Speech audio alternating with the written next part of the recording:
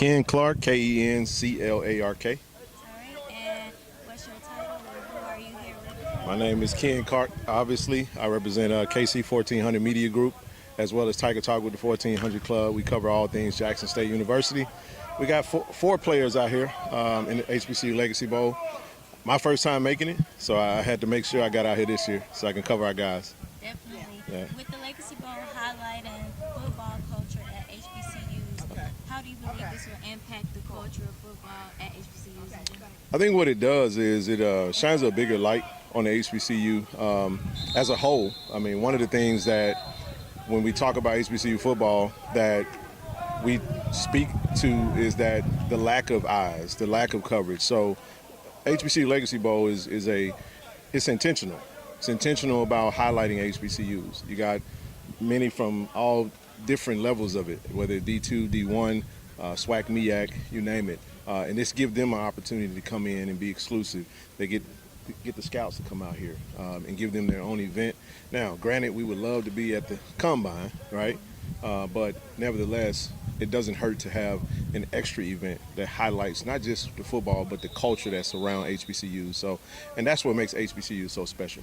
Definitely. And being that you have worked closely with Jackson State, Mm-hmm. I'm pretty sure that you have noticed and seen with the Deion Sanders era at Jackson State. How do you believe that kind of changed and shifted the era and the impact and notoriety of HBCU football? Well, one of the things it did was Deion Sanders was a lightning rod. I mean, he came with a big following. If you didn't know Jackson State prior to him becoming our head coach in 2020, you took an interest to it. So it boasted us from it skyrocketed our visibility. We feel like at HBCUs and being a Jackson State alum, and we think that everybody sees what we see and they know what we know. But then you realize that when you get put in the mainstream, a lot of people don't really know your story. So Deion Sanders coming brought a lot of new eyes, and we were able to do some great things under his leadership. Now he's off to Colorado, but in comes our alum and fellow JSU Tiger takes over, Coach T.C. Taylor, and he's going to guard the yard, as he say, and continue the momentum and continue to build. So the visibility not only just gave us visibility in Jackson, but it actually made others take an interest to all HBCUs. And his impact, it cannot be, it can't be minimized, right? I know some may have their opinions about it and think things were great prior to, but he did a lot just by showing up to the HBCU culture. Definitely. And being that you're an alum of an HBCU, you're working closely with HBCUs, what are you most excited about seeing here at the Legacy Bowl and just seeing in general HBCU excellence? Well, I feel like this is our all-star game. This is our Super Bowl, however you want to say it.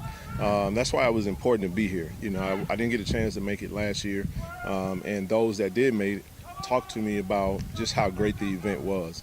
I would have loved to have gotten here a lot sooner, but to get here today and to stay here for the game, that's really all you can really ask for. So as far as the excitement of it, I just kind of wanted to see it, Black excellence on display, and it's not just about the football. So many other aspects, so many other events. I just kind of look at the itinerary, and I mean, I can't, help but be excited for those young athletes that are getting their opportunity to be exposed and to allow the scouts and others, because there's other professional leagues right now with the XFL, USFL. We actually had two that got drafted while they, Isaiah Bolden and the Dejon Nugget Warren, who's actually here playing in this game. So for me, it's just first-time experience and just getting a chance to see it and watch it in its infant stage, because it's going to expand. It's always going to grow. The more we get out what we put into it. So my admonishment is to all of those that love HBCUs, that attended an HBCU, we got to make this event and this week a special week, right? We love to go to all-star games and all-star week and patronize all those different events, but this is our time. And if we don't show the love and the support, then others will see that as well. So that's why I wanted to get here. Yes, thank you so much for speaking with me. Hey, I appreciate your time. Thank you so much. Go Tigers. Hey.